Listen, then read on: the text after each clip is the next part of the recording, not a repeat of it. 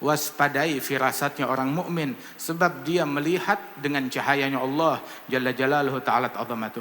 Ada satu orang hadir majlisnya Sayyidina Utsman bin Affan. Itu sebelum hadir majlis rupanya dia lihat sesuatu, kemudian masuk ke majlis. Begitu masuk ke majlis Sayyidina Umar lagi bicara, tahu-tahu nengok, ayadkhul ahaduna wa fi ainih athar zina. Apakah salah seorang kita masuk hadir bersama kita, di matanya ada bekas zina? Taubat sekarang, kalau enggak saya pukul.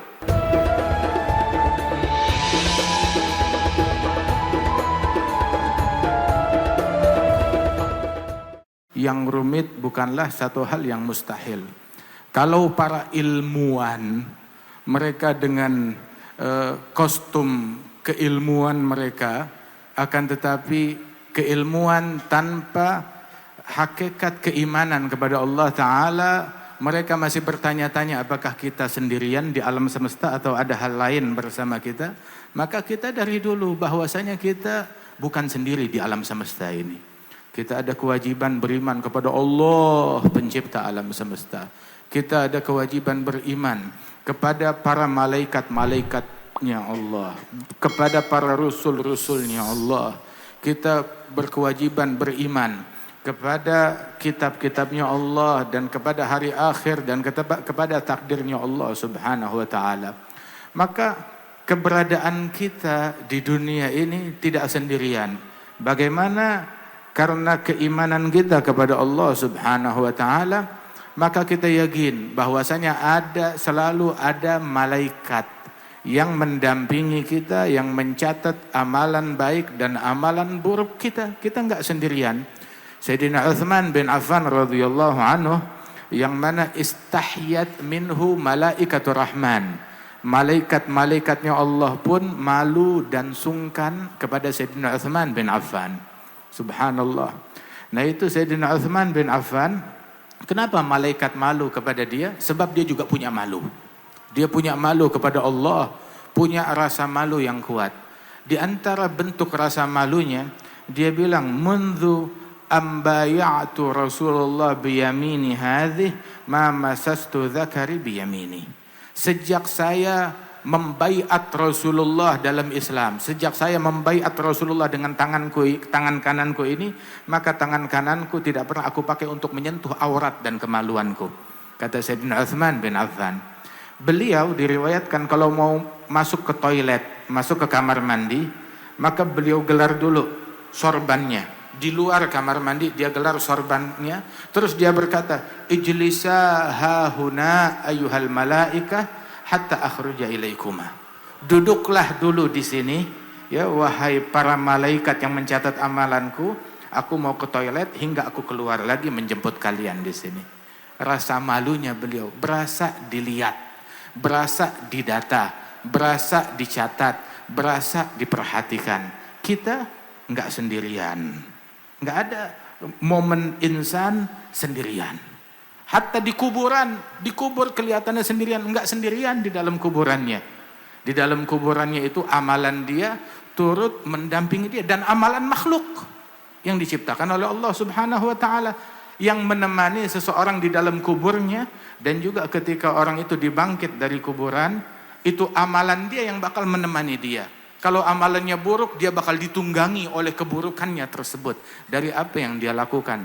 Wallahu khalaqakum wama ta'malun. Allah menciptakan kalian dan juga amalan-amalan kalian. Hatta di dalam kuburan ada malaikat Munkar wa Nakir yang menginterogasi manusia. Malaikat Munkar wa Nakir. Ada malaikat yang mencatat amalan manusia, Raqib wa Atid. Subhanallah. Malaikat-malaikat tersebut, mereka makhluk-makhluknya Allah Subhanahu wa taala yang diberikan mandat, diperintahkan oleh Allah Subhanahu wa taala. Tapi juga mereka tahu kepada seniornya. Mereka bahkan tahu kepada seniornya dan sungkan kepada malaikat yang lain yang lebih senior dari mereka, atau para wali-wali Allah yang lebih senior dari mereka. Hatta disebutkan di dalam managib sebagian Sadatina Bani Alwi tersebut, itu disebutkan di dalam sebagian managib, di sebagian kisah para wali-walinya Allah Ta'ala, ketika seorang mayit dikubur, dimasukkan dalam lubang kuburnya, Saat dia akan diinterogasi oleh malaikat, maka malaikat itu masih menunda. Kenapa? Masih sungkan ada wali fulan di dalam kuburan tersebut. Ntar dia jalan baru kita interogasi ini orang. Tunggu dia jalan dulu. Wa hakadha radhiyallahu anhum wa ardahum. Itu Al-Imam Abdurrahman bin Ali, Ainul Mukashifin, Abdurrahman bin Ali ibn al-Imam Abi Bakar As-Sakran, ibn al-Imam Abdurrahman As-Saggaf, Abdurrahman bin Ali Ainul Mukashifin. Itu disebutkan beliau itu kalau ada mayit yang meninggal dunia, dia talgin mayit itu di dalam kuburannya, ditalgin oleh beliau. Maka satu kali ada seorang syarifah meninggal dunia, dia nggak talgin. Dia jalan aja pergi. Loh, kenapa kamu nggak talgin? Dia bilang, barusan saya ngelihat kakek saya, Syekh Ali, itu dia, ayah saya bilang, hadi ma tahtaj ila talgin. Ini wanita ini soleha, udah nggak perlu ditalginin lagi, katanya. Udah nggak perlu ditalginkan lagi hujjahnya. Subhanallah. Dibukakan hijabnya oleh Allah Subhanahu wa ta'ala. Dari mana? Lima warithi rasuli Hawa wa amiril mu'minina Ali wa ila sibtain yantasibu thumma kam habrin wa kam badali. Dapat warisan dari Rasulullah sallallahu alaihi wasallam waktu Sayyidina Ja'far At-Tayyar, beliau terbunuh, mati syahid. Apa yang Sayyidina Ja'far lakukan setelah dia mati? Nabi Muhammad di Madinah. Nabi Muhammad memberikan live streaming dari kejadian yang ada di Mu'tah di hadapan para sahabat-sahabatnya. Live streaming tersebut Rasulullah bilang, sekarang pertama yang megang bendera itu adalah Sayyidina Zaid bin Harithah. Terus ketika Zaid terbunuh, Nabi bilang sekarang ustushhida Zaid. Zaid terbunuh dan yang megang adalah Ja'far bin Abi Talib, saudaranya Imam Ali bin Abi Talib karamallahu wajhah, Ja'far At-Tayyar. Sehingga ketika Sayyidina Ja'far terbunuh, itu dalam momen terbunuhnya, tangan kanannya dia megang bendera kepemimpinan dan paling diincar oleh musuh. Ditebas, putus tangan kanannya, bendera belum jatuh, dia nggak rela bendera jatuh, dipegang dengan tangan kirinya. Ditebas tangan kirinya, dia nggak rela bendera jatuh, dipeluk dengan kedua sikunya. Hingga diselamatkan oleh sahabat-sahabat beliau dan bendera itu diserahkan kepada Abdullah bin Rawahah. Itu Sayyidina Ja'far didapati di tubuhnya itu ada 70 tusukan, antara tusukan pedang, tusukan tombak, anak panah, semuanya di bagian depan, nggak ada yang di bagian belakang ataupun di bagian samping, semuanya di bagian depan. Kemudian disuruh minum air untuk meredakan lukanya. Dia bilang enggak, kasih yang lain. Bilang kamu minum, dia bilang tidak. Kenapa? Saya lagi puasa, kata beliau. Kemudian sahabatnya bilang puasa di hari yang lain. Bilang enggak, saya mau buka puasanya bersama Rasulullah Sallallahu Alaihi Wasallam. Saya mau buka puasanya di akhirat, mau buka puasanya di sorga, kata Sayyidina Ja'far. Hingga beliau meninggal dunia dan Rasulullah menginformasikan kepada para sahabat, sekarang Ja'far dia meninggal dunia. Kemudian duduk bersama sahabat, tahu-tahu Nabi Muhammad menjawab salam, wa alaikassalam ya Ja'far. Atasmu salam wahai Ja'far. Ya Rasulullah, Ja'far ribuan kilometer di Mu'tah sana di Yordan, di Syam, kita di Madinah. Nabi bilang, iya, Ja'far baru saja terbunuh, tangannya putus, dan Allah Ta'ala gantikan tangannya yang putus itu dengan 2 sayap, terbang di surganya Allah Subhanahu Wa Ta'ala. Dan ini ruhnya Ja'far diarak oleh malaikat mau ke surga. Ja'farnya nggak mau ngasih salam dulu kepada Nabi Muhammad Sallallahu Alaihi Wasallam, ngasih salam dulu kepada Rasul Sallallahu Alaihi Wasallam. Atau mau dibilang, oh Nabi khurafat, cerita tentang arwah. Semua ghaibiyat, sam'iyat. Tahu kan kita iman dalam tauhid itu ada namanya sam'iyat. Sam'iyat itu adalah keimanan tersebut nggak terwujud kecuali dari pendengaran apa yang disampaikan kepada kita melalui lisannya Nabi Muhammad. Baik itu dari Al-Quran ataupun dari hadisnya Nabi Muhammad Sallallahu Alaihi Wasallam. Imran bin Husain itu ma'ruf, masyhur inda ahli hadis. Kalau disebut nama Imran bin Husain di dalam hadis, maka saat itu doa dikabulkan oleh Allah Subhanahu Wa Ta'ala. Dia sahabatnya Rasulullah yang kalau disebut namanya doa dikabulin oleh Allah Ta'ala di majelis tersebut. Hadza Sayyidina Imran bin Husain adalah orang yang dia ini berdiskusi dengan malaikat. Ya, muhaddatsun, malaikat datang kepada dia begitu dan memberikan informasi-informasi kepada dia. Sayyidina Imran bin Husain radhiyallahu anhu arda. Termasuk juga di antara muhaddatsin yang kata Rasulullah, inna min ummati muhaddatsin, di antara umatku ada orang-orang yang mendapat informasi khusus, bukan informasi bumi, informasi dunia, informasi bumi kebanyakan bohong. Informasi dunia bumi kebanyakan cuma bikin kita makin ragu kepada Allah, bikin kita makin kehilangan thigah, makin kehilangan tawakal, makin membuat kita kehilangan sabar. Informasi dunia kehilangan kita kehilangan syukur, membuat kita kehilangan syukur, jadi nggak tahu syukur, jadi tidak bersabar, jadi kehilangan rasa tawakal kepada Allah Subhanahu wa taala. Itu berita dunia. Tapi di antara hamba-hamba Allah muhaddatsun, dia dapat informasi dari langit, dari Allah, dari para malaikat-malaikatnya Allah taala. La in yakun fi ummati minhum, kalau ada di umatku yang seperti mereka, maka di antaranya adalah Umar bin Al-Khattab radhiyallahu anhu arda. Wa Sayyidina Umar, uniknya beliau ini sahabat Rasulullah, beliau memiliki pendapat-pendapat yang mana itu dikenalnya muwafaqat Umar. Muwafaqat Umar. Muwafaqat apa? Dia memiliki pendapat yang mana wahyu belum diturunkan. Artinya suratnya belum keluar, tapi Sayyidina Umar sudah menganjurkan, andaikan begini, andaikan begitu, toto turun firman dari Allah memerintahkan hal yang sama. Ditetapkan, diwajibkan dalam syariat, keluar perintah yang sama. Tapi Sayyidina Umar sudah ngomong duluan. Di antaranya itu Sayyidina Umar bilang kepada Nabi, ya Rasulullah, lau hajabta nisa'ak, coba andaikan kaum wanitamu itu memakai hijab, sebab yadkhul alaikal bar wal fajir, yang datang kepadamu ini ada orang baik, ada juga orang jahat. Begitu, yang matanya jelalatan. Andaikan kau suruh tutup wajah kaum wanitamu, enggak lama turun ayat hijab dari Allah Subhanahu wa taala. Subhanallah, dari apa yang diucapkan oleh Sayyidina Umar bin Al-Khattab radhiyallahu anhu. Dan ada beberapa hal yang dikenalnya muwafaqat Umar bin Al-Khattab. Alhasil, sesungguhnya ada orang-orang tertentu yang disebutkan ittaqu firasatal mu'min fa innahum yanzurun binurillah. Waspadai firasatnya mukmin, sebab mereka memandang dengan pandangannya Allah Subhanahu, dengan cahayanya Allah taala. Sayyidina Ali bin Abi Thalib, satu kali beliau tidur, dan tatkala dalam tidurnya dia mimpi. Ini setelah wafatnya Rasulullah. Dia mimpi dalam tidurnya, bangun sebelum subuh tahajud, datang ke masjidnya Rasulullah. Saat datang ke masjidnya Rasul, tahu-tahu nggak lama Nabi Muhammad datang, sholat subuh, memimpin sholat subuh. Rasulullah udah wafat, dalam mimpinya Sayyidina Ali bin Abi Thalib. Rasulullah yang mimpin sholat subuh. Setelah salam, tahu-tahu dihidangkan di hadapan Nabi ada kurma di piring. Maka diambil oleh Rasulullah, kurma tersebut disuapkan kepada Sayyidina Ali bin Abi Thalib. Ya Ali, kul, makan. Dimakan oleh Sayyidina Ali. Udah selesai, makan, disuapin lagi, suapan kedua. Disuapkan lagi, suapan ketiga. 3 suapan dalam mimpinya Sayyidina Ali. Kemudian terbangun dari mimpinya, mimpi yang indah. Mimpi yang indah, mimpi Rasulullah disuapkan makanan oleh Nabi Muhammad SAW. Kita bulan Maulid udah lewat, masa selama bulan Maulid nggak ada mimpi kepada Nabi Muhammad? Sayyidina Abul Abbas Al-Mursi itu beliau bilang kepada murid-muridnya, man minkum idza sallama ala Rasulullah sami'a rad min Rasulillah. Siapa di antara kalian yang kalau memberi salam kepada Rasulullah dia dengar jawaban dari Nabi Muhammad?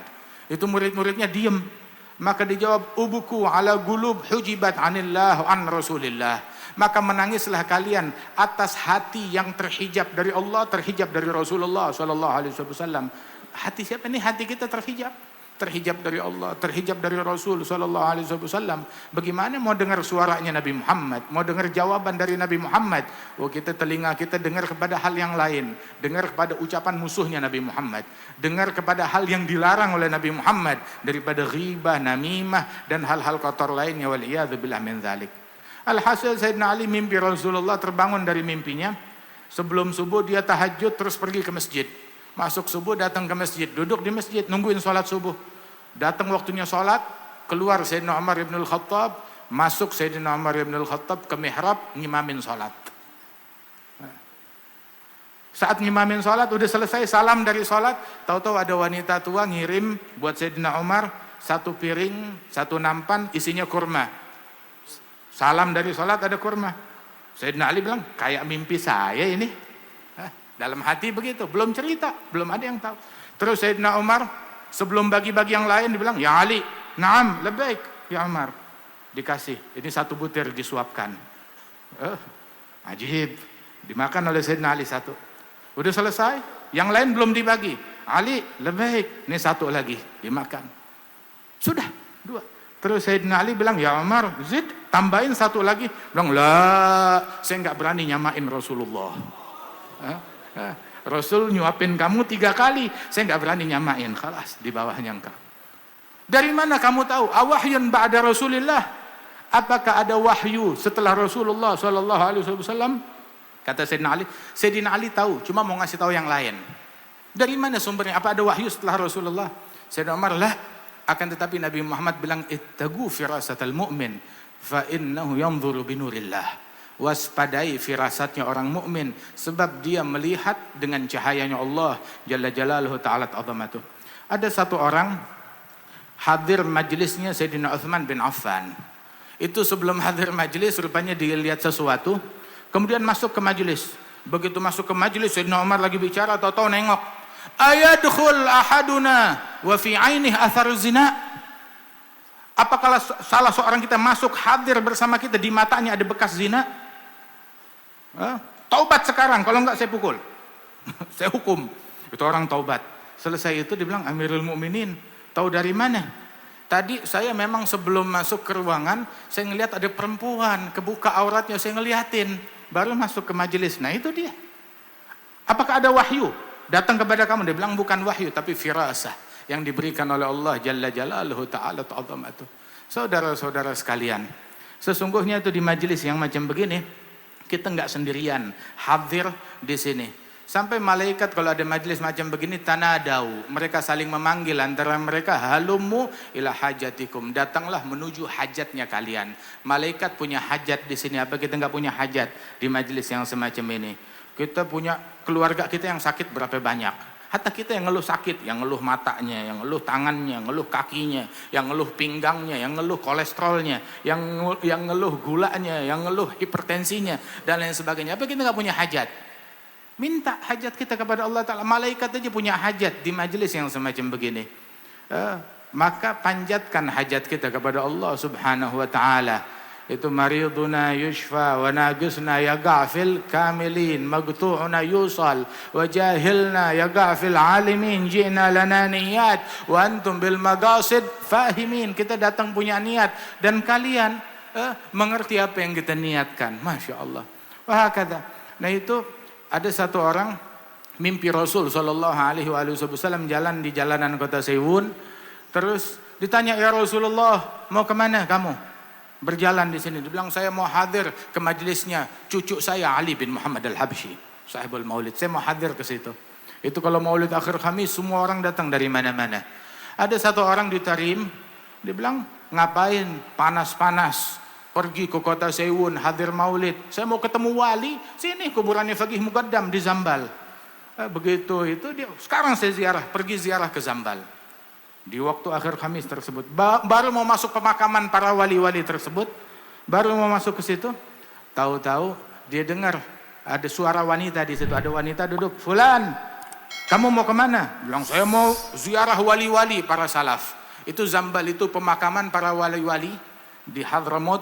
Itu puluhan ribu wali dimakamkan di situ. Itu 700 tahun yang lalu Al-Imam Segaf beliau mengatakan bahwasanya di Zambal ini dikuburkan 10.000 wali dan 70 gutub, semuanya dari ahlul baitnya Rasulullah. 10.000 wali, 70 gutub, semuanya dari ahlul baitnya Rasul sallallahu alaihi wasallam. Itu ada satu orang dia baca Quran di jalanannya. Bukan sibuk HP di jalanan, dia sibuk baca Quran di jalanan. Tahu-tahu dia mengulang ayat firman Allah Ta'ala dalam surat Hud, "Minhum syaqi wa sa'id, minhum syaqi wa sa'id." Di antara manusia besok dibangkit dalam keadaan sial ataupun beruntung. Dia tadabbur, dia renungin itu ayat. Nah, ini Habib Umar cerita kepada kita. Ketika dia renungin ayat tersebut, ada yang sial, ada yang beruntung. Pas dia lagi jalan ngelewatin pemakaman Zambal, "Minhum syaqi wa sa'id." Diulang-ulang. Tahu-tahu dia dengar, padahal sepi, nggak ada orang. Dia dengar dari arah pemakaman, "Ya fulan, kamilil ayah, ma minna syaqi." Fulan, lanjutin tuh ayat, jangan berhenti di situ. Di sini nggak ada orang sial di pemakaman ini, semuanya orang beruntung. Dia dengar orangnya nggak ada. Subhanallah, dia ngedengar suara dari arah kuburan. Kenapa kita nggak sendirian di dunia ini? Itu ketika dia mau masuk ke makamnya para wali-wali, satu wanita bilang, kamu mau kemana? Saya mau ziarah kakek saya wali-wali. Bilang, maaf ya, kata si ibu nih, ini penghuni makam ini semuanya nih para wali ini lagi nggak ada di tempat. Lo kemana? Lagi hadir maulidnya Habib Ali Al-Habsyi. Dia diam begitu, bilang astagfirullah, astagfirullah, betul. Langsung dia nggak jadi ke situ, dia pergi ke Sewun hadir maulid. Alhamdulillah, masya Allah. Al-Habib Ali bilang bahwasanya majma' ma kamahu fil shimal au janub yahdhur bihil Mustafa walau wa ahlul ghuyub. Ini perkumpulan yang nggak ada bandingnya di barat ataupun di timur, dihadiri oleh Nabi Muhammad dan keluarganya Nabi Muhammad, dan juga para ahlul ghuyub, para ahlul ghaib, para aulia, para salihin. Mereka ikut hadir di majelis yang semacam ini. Itu katanya majelisnya Al-Habib Ali Al-Habsyi, yang dapat manfaat bukan cuma orang yang hidup aja. Orang yang di barzakh, di kuburan mereka dapat manfaat dari majelisnya beliau, dari maulidnya beliau, dari tiap acara yang beliau lakukan. Beliau berkali-kali menegaskan di dalam kalimatnya, alhamdulillah kita nggak bikin majelis, melainkan di majelis kita dihadiri oleh Nabi Muhammad sallallahu alaihi wasallam. Bagaimana nggak hadir yang kita sebut Nabi Muhammad? Kita buat majelis untuk Nabi Muhammad sallallahu alaihi wasallam. Nah, tapi juga nih sekarang kita hadir di sini, kita mau pulang. Habis ini kita pulang. Kita di majelis nggak selamanya. Kita mau pulang dari majelis ini, apa yang kita bawa?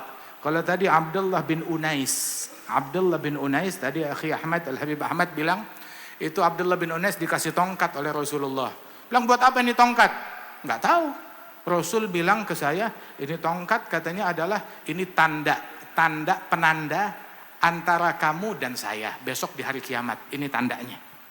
Antara engkau dan saya, nah ini tandanya. Itu sampai dia mati dibawa tuh tongkat ke dalam kuburannya. Subhanallah, ini penanda antara kamu dan saya. Nah, kita penanda antara kita dan Rasulullah apa? Apa penanda kita? Apa namanya?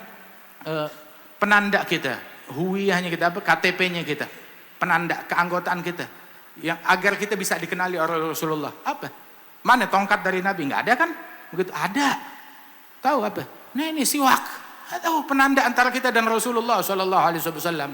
Nabi bilang di dalam hadis bahwasanya umatku besok hari kiamat, ya'ti ummati yaumal qiyamah ghurran muhajjalin min atharil wudu faman istata' minkum ayyutil ghurratahu falyaf'al. Besok umatku datang hari kiamat, itu kelihatan tuh cahaya di atas jidat mereka itu dan juga di tangan mereka itu. Cahaya di wajah sampai ke atas begitu, di atas jidat, kemudian juga di tangan mereka. Kenapa? Cahaya tersebut muncul dari bekasnya wudu. Makanya disunahkan dalam wudu, kata Nabi, untuk manjangin ketika dia membasuh wajah, memperluas basuhan wajah sampai ke atas, ke bagian kepala sedikit. Ketika membasuh tangan dan kaki, jangan cuma pas sampai garis sikut aja, naikin sampai ke atas. Kaki juga basuh sampai ke atas. Kenapa? Sebab itu nanti penanda antara dia dengan Nabi Muhammad sallallahu alaihi wasallam. Itu yang membedakan umatnya Rasulullah dari umat-umat yang lain. Ayo bawa Rasulullah ke dalam rumah kita. Dalam rumah kita, kita punya keluarga, kita punya anak, kita punya istri.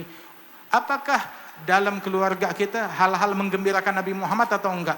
Ini kita maulid, sekarang udah 41 hari kali. 41 hari sejak hari pertama maulidnya Nabi Muhammad sallallahu alaihi wasallam. Kita udah di Rabi'ul Tsani, 11 Rabi'ul Tsani. Ya 40 kali. Lebih dari 40 maulid yang kita hadiri. Tapi orang rumah kita yang perempuan masih aja belum pakai kerudung. Masih belum pakai kerudung. Anak gadis kita atau cucu kita, ya, ataupun juga istri kita yang masih ketemu dengan laki-laki yang bukan muhrimnya, yang salaman dengan yang bukan muhrimnya. Mana orang tuanya? Mau tahu anak yatim? Nah, ini anak yatim kayak begini. Anak yatim bukan yang nggak punya bapak. Anak yatim yang nggak punya pendidik ngedidik dia. Begitu. Sama aja, bapaknya hidup, bapaknya mati, nggak ngedidik dia. Ada yatim yang sebenarnya, ada piatu yang sebenarnya, waliyadzubillah min dzalik. Tapi selamatkan anak kita. Kita hadir maulid, kita sholawatan, kita pakai peci, kita hadir kemana-mana. Tapi Keadaan kaum wanita kita seperti apa? Akhlaknya mereka seperti apa? Ucapan mereka seperti apa? Jangan di majelis, kita di majelis, entar giliran di rumah kita bersama syaitan. Dengan ajarannya, yang hidup yang jalan di rumah dari omongannya syaitan, beritanya syaitan, adatnya syaitan, waliyadzubillah min dzalik. Ayo kita keluar nih orang majelis dengan hati yang bersih, dengan fikiran yang jernih, dengan taqwa, dengan istiqamah kepada Allah Subhanahu wa taala. Ya insyaallah Allah taala berikan berkah kepada kita sekalian. Enggak kita keluar dari majelis ini melainkan dosa kita diampunkan oleh Allah taala. Ada yang keademan, ada juga yang kena matahari kepanasan. Wah insyaallah yang kepanasan besok enggak kepanasan lagi di akhirat. Yang keademan insyaallah adem juga besok di akhirat, diberikan keteduhan oleh Allah Subhanahu wa taala. Kita pernah hadir majelis kayak gini bersama Syekhana Al-Habib Umar di Hud sekitar 30 tahun yang lalu. Panas, terik di sana itu. Lagi acara ziarah khasah. Habib Umar ngelihat, iya, saya juga kepanasan. Ini semuanya pada kepanasan, tapi kita doa sama Allah yang kepanasan di sini besok hari kiamat enggak kepanasan mudah-mudahan. Ya, diberikan keteduhan oleh Allah Subhanahu wa taala. Itu kita mesti mikirin tuh akhirat kita. Besok di kubur kita bagaimana, di akhirat bagaimana, mana tempat bernaung kita. Ya Rabb, mudah-mudahan Allah taala berikan tempat bersama Nabi Muhammad. Bersama Nabi Muhammad sallallahu alaihi wasallam di tempat yang diistimewakan oleh Allah Subhanahu wa taala, ma'al mun'am alaihim minan nabiyyin was-siddiqin wasyuhada wassalihin birahmatika ya arhamar rahimin. Dan juga kami mengucapkan terima kasih besar-besarnya kepada semua yang hadir, para habaib, para ulama, para tokoh masyarakat dari pemerintahan, dari Polri, dari TNI, dan juga semua yang hadir, warga, tetangga, majelis silaturahim, al-wafa bi ahdillah, majelis al-muwasalah, dan semua yang hadir di sini dan turut andil dalam terwujudnya acara ini. Mudah-mudahan Allah taala berikan berkah kepada semuanya dan Allah taala jadikan hubungan kita murni karena Allah taala ditempatkan masing-masing di mimbar yang terbuat dari cahaya di padang mahsyar yang hanya diperuntukkan bagi mereka yang saling cinta karena Allah Subhanahu wa taala. Amin ya rabbal alamin. Dan Allah taala mudah-mudahan banggakan majelis kita ini. يا رب العالمين. اللهم اغفر ذنوبنا واستر عيوبنا واكشف كروبنا وحسن منقلبنا وعافنا واعف عنا وعلى طاعتك أعنا وعن بابك لا تطردنا برحمتك يا أرحم الراحمين. صلى الله على سيدنا محمد النبي الأمي وعلى آله وسلم وآخر دعوانا أن الحمد لله رب العالمين والعفو.